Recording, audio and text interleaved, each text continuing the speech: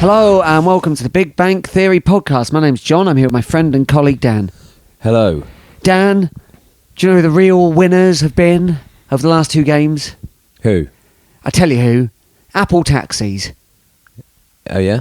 Well, I was so wet and cold last night and I ran for the bus that then I missed to come home. I thought, forget it, I'm getting an Apple taxi. Got a cab home, did Got you? a cab home. Look at me, Louis the 16th. It wasn't even raining. No, I was freezing. Ah. Were you freezing? Yeah, but I only live around the corner, That's didn't true, you do. You'd be waiting longer for a taxi than the walk would take you. I can't be getting a taxi. Can I got one outside John 200 Lewis. I didn't yards. ring it. I just saw it. The system works. Obviously, I saw it and I thought, yes, that's good. what I need. You know, you're contributing to the economy. In a way, also contributing to the climate crisis, perhaps. But there we are. I don't think one taxi's making that much difference. Probably not. Anywho, it was a damp and dismal affair last night at St James Park, much like Saturday. Well, I was going to say, we've had two damp and dismal displays. So if you've missed it, and I don't blame you, if you were one of the 3,000 that stayed away, fair enough. We really need to pick up some points this week. Two Yeah. home games. Blackpool, real on a level with us in the league, and then obviously Leyton Orient running, doing well and put a good run together or whatever. Yeah. But hardly a colossus of a club. No, I mean, very good form, that is true. Steve Bruce, the latest in a line of high-profile managers to be at Blackpool, I suppose. Yeah, They have been higher, yeah. and they've got Brucey now, the acclaimed author, Yeah. Steve Bruce. The man with the face that's launched or stopped 1,000 headed attacks. Yeah, he's had a few balls in the face, hasn't he, over the years? He looks like he's had a few trains in the face, to be honest, doesn't he, poor He Steve? does, yeah. He is. Do you remember when he got it? He got it all fixed, his nose. No? He got it fixed, and then the poor fella had his house burgled, and he took on the assailants and won. It's worth saying, but his face succumbed to some of the attack. I think that's just kind of nature saying no. Isn't it, No, Steve, you'll look like a wizened oak tree forever. Yeah. Yeah. So anyway, He could definitely play the role of a tree in a film, couldn't he? yeah, I think put so. his Sort face of, through an sort of owl like hole. a cursed tree. A face like a cursed tree. Yeah. Yeah. I really like him, by the way. I got a lot of time for Steve Bruce. And I'm saying this as someone who also has got a cursed face. Yeah, well, I don't know. Have you? Yeah. Okay. Seen better days. They say that when a man reaches the age of 50, Yeah. he has the face he deserves. Well, I'm some years off that yet. I so know. But just think about what your face will look like when you're 50 and I then have a daren't. think about that. I dare not. So, yeah, I don't know if we can go through... I mean, I don't know if I've got the heart to go through it. No, all. going who played and who scored and the goals and whatnot. What's the salient point, I think, for the Blackpool game was the starting back three, Yes. which would be from left to right, Ed Francis, Yeah, who's been there a lot recently. Kevin McDonald, Not been there a lot recently. and Jack Fitzwater. Also, been there plenty. Yeah. So that's one centre-back recognised. Yeah. And they went ahead. Basically, it was 2-0 at half-time, 3-0 at half-time. 3-0 at half-time. 3-0 at half-time to Blackpool. Yeah. Just counter-attack goals that completely bypassed our midfield, even when we tried to foul them, it didn't work, which I think was true of all three goals. The second one being the kind of worst of the bunch, I'd say, where you've got a kind of ball over the top. It's McDonald against this pacey Blackpool forward. McDonald, the ball's above his head. He seems to lose track of where the ball is. Yeah. And then it bounces over his head, and then the Blackpool player then kind of goes round Whitworth and taps it in. I mean, McDonald, it's well worth saying, is not a centre-back. No, I mean, and there was a lot of. I mean, I think people know that, but some people could sort of go, "Oh, McDonald, he should never play for us again." Well, yeah, not in defence. No, I'd agree. never should have played in defence for us. No, And he's hardly a sprightly youth, is he? You can at least put some enthusiasm to the purpose and the role. he's not. If you were going to sit back, like kind of how we did against the way it kind of worked a bit against Birmingham, because we didn't push them up really high up the pitch, which we did try to do to Blackpool, I guess, because we were at home. And then we were just horribly exposed. Yeah.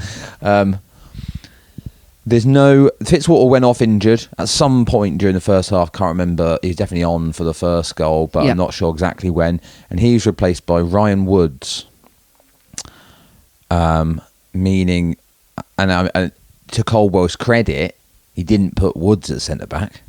No. So I think Macmillan went there at that point. Macmillan is a defender, if not a centre-back. He's not a central defender. No. But he is, I think he's a sort of right back, isn't he, really? Yeah. So then there was no defenders on the pitch, really. I mean, there was. Macmillan's kind of the only one, but he's not a centre-back. So there's no centre-backs on the pitch. Yeah. So that's not good. Diabate was on the bench. Caldwell chose not to bring him on at that point, although he did come on later. I came at half-time, in fact. Who everyone was delighted to see. Yeah. And then Ben Purrington, nowhere to be seen, not being selected. He talked about that last night. We'll Currently. come on to that in a minute, shall we? Yeah. And then second half, they didn't press. They didn't need to. So we were given, they didn't press the back line, so Diabate did fine. We played a bit better, 3-0 down, but I mean, that's just what happens inevitably. We were given more of the ball, so we had more opportunities. They were able to just sit back and kind of take it easy. And we did get a consolation goal from Ali. Nice little through ball, Yeah. reverse pass, to be Yeah. fair, from Aitchison. Worth saying that we've brought someone in who came on. Yeah, Tony Yagani Yeah. has signed from Brentford. Already a cult hero. People just love the fact that he's called Tony Yeah. and that he likes doing step over. I think he looks pretty good He does look good. for Yeah. a youngster. I don't think it's particularly, I don't know, it's definitely not the key area we needed to strengthen. No. Some suggestion that Brentford just sort of offered him to us. Perhaps as a bit of an apology For the Kramer. for Kramer. Yeah. I don't know if that's even how it works. But anyway, we've got him. Yeah. And he looks good. He does look good.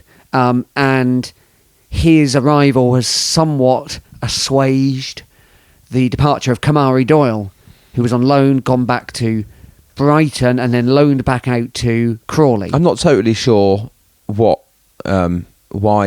Doyle's gone.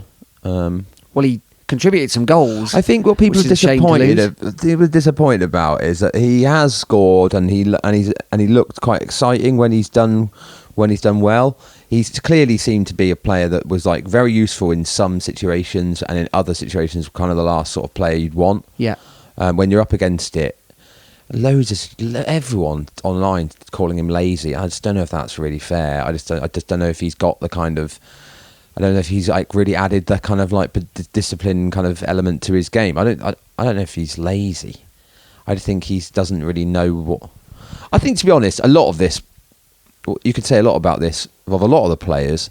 I don't think they understand the system, and if they do understand it, I just don't think they are capable of implementing it. I think it's overcomplicated. And I think that's probably Caldwell's main. I mean, obviously there's a massive caveat here. We haven't got any defenders, Yeah. and that's only partially Caldwell's fault. Yeah. It's too complicated. This kind of this shape in possession and then this shape out of possession kind of thing. And we'll come on to last night bit, but last night it just looked like a mess. Yeah. They look like it's too. We just need to simplify it, don't we? You've got Jack McMillan as this kind of like. You've seen Pep get John Stones Yeah. to play. One of England's greatest defenders of his generation. Yeah. Oh, you've seen Arsenal. You've seen Arteta uses that Lewis Skelly kid to play this role where they're kind of like playing right back, but then when the possession turns over, then you move into midfield, and then vice versa. You're asking this of Jack McMillan, though. Yeah. That's the difference. That's Jack McMillan. That's not a slight. I think he. It's I think not a slight on McMillan he tries at all. really hard. I think he's a good, honest player. Yeah. Who I think played at right back or in a midfield with some people, the right combination alongside him, and just told to do that one simple job, would probably be all right. I think he'd be He'd good. be a good player, Yeah. solid. But I think that might be. I just don't know what you're doing at this level. And similarly, I'm not sure. I mean, it's true across the board, I think. I don't know if any of our players, maybe Mitchell, has got the ability to do everything that's asked of him. I think that and maybe Kramer, who's now. Well, gone. the other thing is, like, even if you did, you haven't got the personnel to do it. You haven't got the personnel to do it anyway. Yeah. You've got Woods. Looks like he's fallen off a cliff. I think he's another one who's being asked to do things which he is not capable of doing. You can't. Look at his legs. Hold on, I've missed a really good joke. Can you just say what you said about Woods again? I think if I have to repeat myself, then the opportunity's gone. Well, he likes reggae. I was going to say Jimmy Cliff. Carry on. It's very good. Thank you. Okay, yeah. If you got there in there, I know, I missed it. Really good. Blown it. He can't cover the ground, can he? Look at No. the size of his legs. No, that's right. And look, you saw that in the Blackpool game and in the game last night, where he's being asked, in that position with no one alongside him there. He can't cover the ground that's required. I mean, when you look at If he was someone who could do that and also do that quarterback thing and be the outlet for the defenders and also be able to pick the passes, we wouldn't have him. I mean, Declan Rice, right? Declan Rice is the kind of player that presumably this role would really suit. Thing number one, he's massive.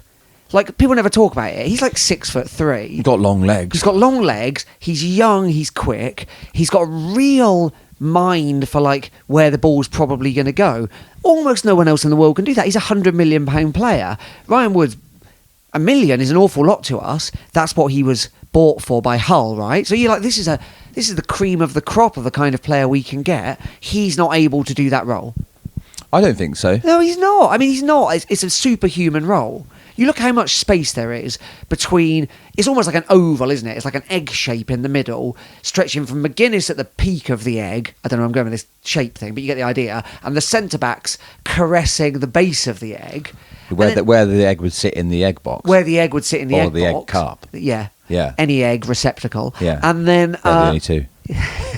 and then the rest of the team, wing backs and like wide midfielders, take around the side of the egg, and then Woods has got this massive, great big area to cover. So we bypass it when we're attacking, don't we? Well, we always go down the sides of said egg. Yeah. But then when it comes back, the opposition doesn't have to do that. They can go wherever they want. Egg box, egg cup, anything they want. And so they attack freely, and then Woods expect to cover this. And everyone else is supposed to suddenly fill in from where they would otherwise be. Yeah. It's obviously not going to work. They cracked that. They cracked the lucky egg. Good. You could say. Yeah. Last season you had Tom Carroll there as well. So then you've got, I know Tom Carroll's not exactly the most mobile player in the world, but you've got two players. Yeah, in that's there. right. That's right. 2 makes a lot of difference. Of course, obviously, it's double the coverage. Yeah. So it's I was reflecting, wasn't I, last night to you? Like, no one's really getting on the players' backs, and some people are kind of saying like, well, we shouldn't be clapping them off. And I get that, and I felt like, in a way, what that game and that setup really deserved was absolute silence and just hearing the opposition singing, because it was so demoralising. I did 2 claps at the end, and they were both very intentionally directed at Tony and Tony alone. Good. But I think people are well aware this is too much for these players to be asked to do. Well, that's what it seems like to me, because, and then when you're doing this thing, that's what like looks like the shape's gone to pot whenever we concede a goal. You're Don't looking put at an it egg and in you a go pot. like, what's going on here? Why is there nobody there? Which was a lot of the goals last night. Why is there no player in this whole area? Yeah. Probably because they're being asked to move between different combinations of could it be that? I mean, I'm not a tactical expert. No. It just looks a bit complicated to me. And I think when you're under the cosh and you haven't got the personnel to do what you want to do, don't you just need to simplify things, especially when you're playing against a team who are absolutely on fire? Yeah. Wouldn't that make sense? Yeah. Ryan Woods, we're going all out of order. But Woods last night was saying it's all on the players after the match. Yeah, he was. It isn't. He said, didn't he? The manager's given us everything we need, or Yeah. more than anything like. It isn't. I mean, it is in a way, but he's asked you to do things that I don't think you lot are capable of. I'm assuming what that means is Colwell's a really good coach. He can explain what he wants. He can show in different ways. You know, like my wife's a teacher. She'd tell you, like, if someone doesn't get it, you teach them in a different way. I'm assuming, like, Gary's good at that. So the players understand. I'm assuming. Like, they don't often point at one another and say, oh, you should have been doing that. We don't see that kind of thing. What we see is... a little bit of that. And not really, given how bad it's been. No. I think you're right. I think it's what's being asked of them is beyond their physical capabilities. Yeah. They obviously like Caldwell, and then, you know... I can see why. I think he's a really likeable Yeah, fella. yeah. And I was furious last night, and everyone was, with that Yeah, absolute shit show. yeah. And then I watched the interview with him, and I was like, oh, I feel really bad now. Like, he's a nice man. Yeah, I think he is. I think he... But that's not the point, I don't think. You know, and I do, you know, but they obviously think that too. They like him. Yeah. I like him. He's got loads of... As a person. And he's got football pedigree. But I just don't know, but it's just not working. And he seems quite stubborn in the way that he's approaching this, because you've got to do something. Yeah. You've got to simplify it. We said earlier in the season, when we were doing well, when we were seeing these games out, we were keeping clean sheets and we were getting like a set piece and we were winning. A set piece goal and we win. Yeah. You know, we win 1-0, we win 2-0, whatever, and we keep these clean sheets. We had a completely different defence. There's no Sweeney, there's no Kramer, there's no Ifeko. They make a huge difference. So that's when you got the personnel. That's when you can start to try and think, okay, I've got this. I can implement this. These players are capable of doing it. The other point we made at that point of the season, this is when we were doing really well, Yep. was that Whitworth and that defence were outperforming their what was expected of them. They just were. Whitworth was in excellent form, Yeah. and he was keeping us in games, and defenders were keeping us in games. We had this kind of, we were contradicting the XG of our opposition teams, and we said at the time that it can't continue because that's just the way it is. You can't keep flying in the face of stats forever. It's based on luck. It's based on luck and good form. And Whitworth, I don't think he's a bad goalkeeper. He was in a really good run of form. He's not in such a good run of form now, especially given that he's not got the level of defence in front of him. Yeah. And then now the chickens are coming home to roost. Yeah. And we're getting absolutely pasted by anyone who comes near us. That's right. Can I give you some statistics? Please do. So, I don't know where to draw the line, really. But in the last 7 games, we've drawn 1. No, sorry. In the last 6 games, we've drawn 1 and lost 5. Is this in the league? This is all league. Yeah. Okay. Because I fully acknowledge that he's done us well in the FA Cup. Yeah. In the league, the last 6, we've drawn 1 and lost the rest. The last 7, we've drawn 2 and lost the rest. The last 17 games, we've won 3, drawn 4 and lost 9. Yeah. We've scored 22 goals in those 17 games and we've conceded 33. If you look at our last 7 games, we've scored 10 and conceded 19. Now, obviously, last night really adds to that, but just the general narrative is we just cannot ever stop anyone scoring, and as we knew all along, we're just not scoring at all. Well, the thing is, when we are scoring, it's when when we've already conceded a whole bunch of goals, Well, and yeah. then we can just suddenly go like, oh right, when the pressure's off and the other team have already got a comfortable lead, and they decide, okay, well we can probably take the old foot off the gas here for a bit, and then we're allowed time to have the ball at the back, and then we can build from the back. Yeah. When we're given the time to do it. Yeah. Teams only give us the time to do it when they're already, say, 3-4 goals ahead. Yeah. So obviously we're then able to kind of like work some more openings, create some more chances. The problem is that we haven't been able to do that when we, from the beginning of games when it's 0-0. Yeah. It's frustrating to say the least. Now, over these 17 games, could have had a potential 51 points. We've actually had 13. So 13 points from 17 games. You don't need to be a mathematician to know that's nowhere near to a point a game. No. So I think we're 8 points off the drop now, right? Yep. And we've been edging closer and closer to that Yep. bunch. Yep. Other teams down there have been picking up points. Yep. We are in this now. We are in it. Yep. Oh, yeah. We are absolute rock bottom of that form table. Yes, we are. We've got a real problem. Now, this time last year, I look back at what we were saying on this podcast. I mean, I just went on the descriptions. I'm not listening to it. But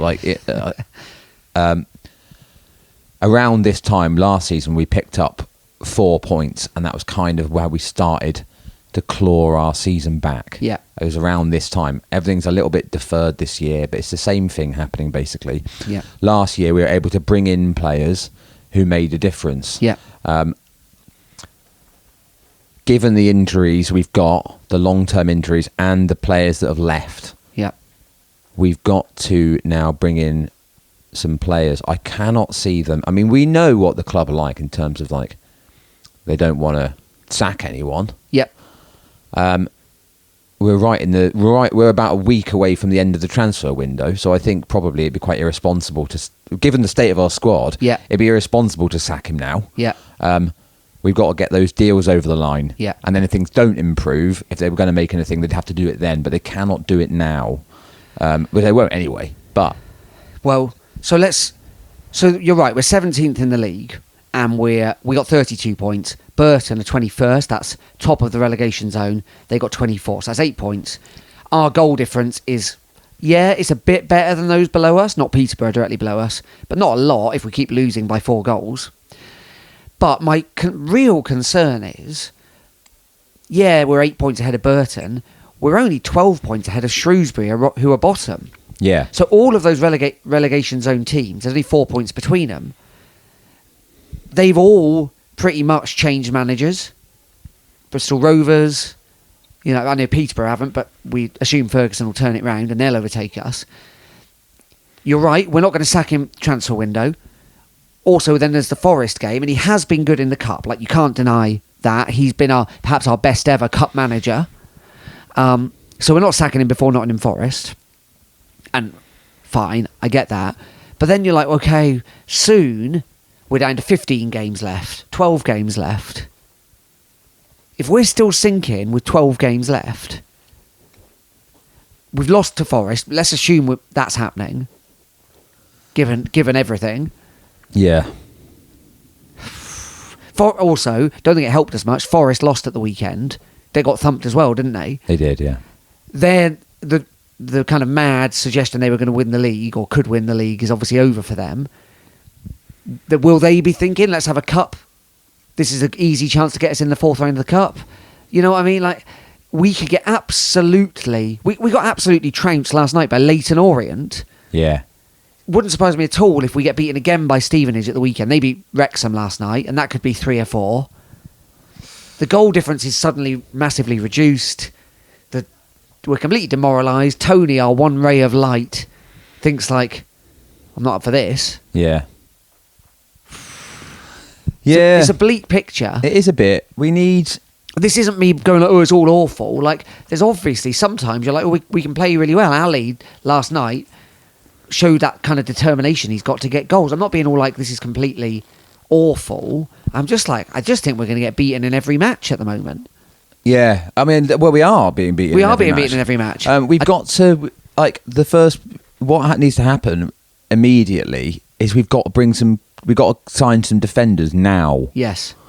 And by the way, the loan market isn't the coverall solution we think it is, as we've seen with Kramer. No, I know, and it really isn't. You know, and that's just what happens. That's what happens if you rely on this. This is what happens. We talked about this earlier on in the season. Yeah, it's short-termism. Yeah, it doesn't help. You know, we need to try and build a squad to keep us in this division and to gradually improve us. It's all that stuff, isn't it? If they're our own players, we see the benefits of their improvements.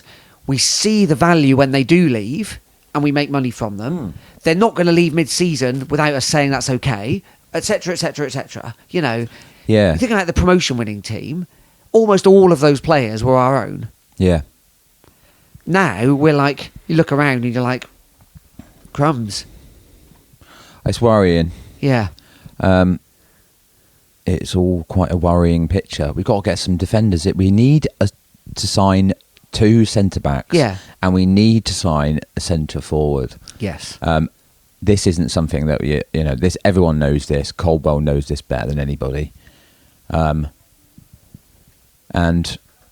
yeah, I don't know what's, yeah. This is all this episode's going to be. So what do we do here? Should we have a little break and Let's then have a carry break. on talking about it? We've got some other stuff to talk about. Okay.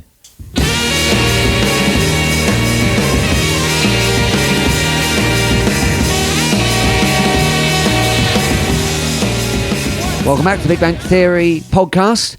Remember, you can email us, bigbankpod@gmail.com. Thanks to Sam, the second of our haircut sendees. He sent the full face.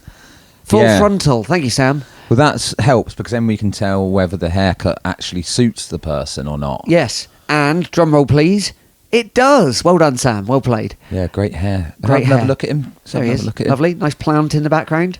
It's lovely, that. Lovely face, lovely hair. Lovely face, nice lovely hair. Well done, to Sam. it. Nice wave to it. Auburn, I'd call that. Yeah, I guess it is. If you want to send us a haircut so we can assess it, please do. You know the email address well. Tell us what else you're thinking, how you're feeling about it all. Got any hot tips of who's been brought in? We'd love to hear it. Yeah. You know, the standard stuff. I saw Ethan Ampadu driving down the M5. Well, that's not got to do with us. He's come into play. Imagine what we could do with an Ampadu right now. I realise he's got bigger fish to fry. Kramer, do you see? Gone to Millwall, obviously. Played last night. Won. Playing next to Tanganga, the old Spurs player. Yeah. I mean, blimey, what a step up. Yeah, right. Yeah, fair play to him. He's good. He's playing right back, weirdly, but I guess maybe that's, as we saw, he can carry the ball. Maybe it's a traditional defence where defenders defend and attackers attack. Yeah. That's the Millwall way, I'd imagine. Don't imagine they're putting up with an empty egg in the middle of the pitch. No, probably not. No. Okay, so we've got Saturday game. It's lunchtime away at Stevenage. Yeah. Who are also in form. Are they? Well, they beat Wrexham last night. They're sort of another team that are around us, though, aren't they? Well, they're in 15th, yeah. Whatever. Yeah. They're a team around us. A month ago, we'd expected to. Yeah. We wouldn't have been predicting a loss, would we? No, we wouldn't. No. But I can't see us getting anything. Jamie Reid scored last night. They've won 3. They won their last 3, in fact. So, yeah, I'd anticipate another tough game. If someone is in by the weekend, I mean, what's he say? It's not a defender. He doesn't expect to have a defender in by the weekend. No. All right. Something like that, yeah. Now, did you notice in his interview, I just thought, he said the thing they always say, we're working really hard to get people in. We've just got to find them. It was something like that. And I thought, oh, blimey. It's not like, we're just trying to get the paperwork done. It's like, I am concerned, genuinely concerned. If we don't get a McGuinness backup / replacement, he's not using Cox. We assume he's injured. Jay Bird's not up to that task. I don't know how he'd fit in another position or whatever. But I know. thank goodness for Ali getting the odd goal here. I know. I've been more. I know Ali's kind of. He's a chaotic man. Which I mean, he's good, and he's, to be honest, is the kind of like the ray of light, the ray of hope. Oh, in absolutely. this squad. McGuinness, I think he's just. If we had him 5 years ago, 3 years ago, I think it'd be great. It looks to me like it's just like his reactions are gone. He seems to live on his heels. Right. He's like 2.5 seconds behind where he should be every time. Yeah, we got to bring some. That's our only hope, is bringing these transfers in.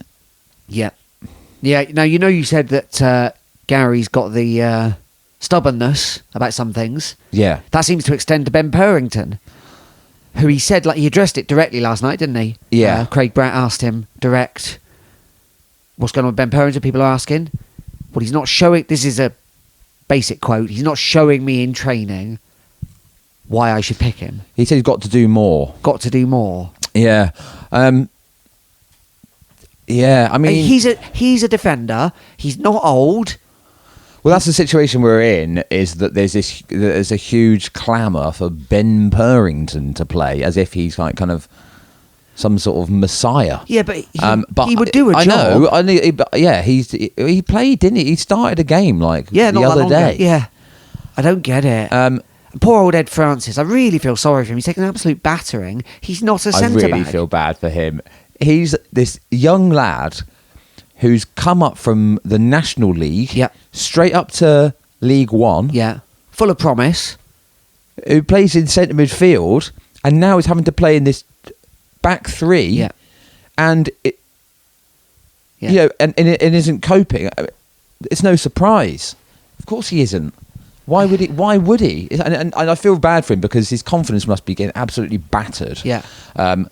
He shouldn't be being asked to play there. No. I know that that things have conspired for that to be the case, but Purrington, surely you just stick him in. He can't. Well, you could understand having Francis with Purrington and Czech, maybe. Maybe you got two left footers there. Yeah, and yeah, it's yeah. not- I mean, I Klopp's just not gonna don't do get it. that. I just don't get why he's not there. Because also Francis can do a job in the midfield sometimes. Well, the other thing is that last night, for example, Francis was just hoofing it like most of the time. Yeah. So the idea that you've got him in there to kind of build out from the back, which I guess is the point, Yeah. was kind of Yeah. nullified anyway, Yeah. because he was just booting it. Yeah, yeah. And Purrington could do that. Yeah.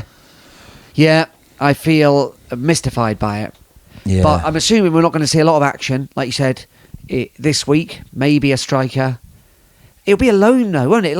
It's always really difficult to get those players in at this point. It's Mo Issa or, unless we've got a real hot tip, someone needs to move somewhere else in order that this person becomes available. Yeah.